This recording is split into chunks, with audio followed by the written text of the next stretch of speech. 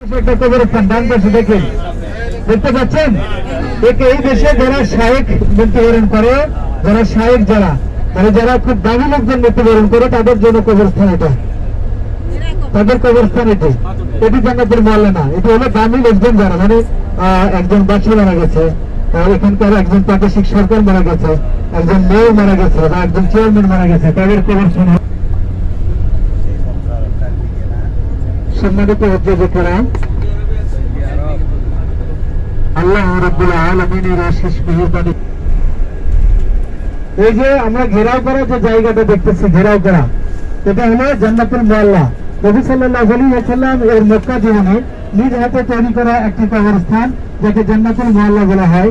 এই সেই ঐতিহাসিক জান্নাতুল মুআল্লা।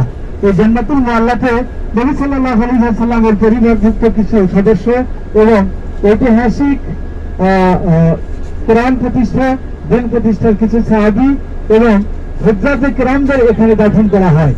এটা হলো সেই ঐতিহাসিক জান্নাতুল মুআল্লা, যেখানে আম্মাজান খাদিজা সহ রাসূল সাল্লাল্লাহু আলাইহি ওয়াসাল্লামের পরিবারের কিছু সদস্য এবং আল্লাহ রাসূলের কিছু সাহাবী এবং এখন পর্যন্ত যে হাজী সাহেবরা মক্কা ইন্তেকাল করবে, তাদেরকে এই জান্নাতুল মুআল্লাতে তাদেরকে দাফন করা হয়।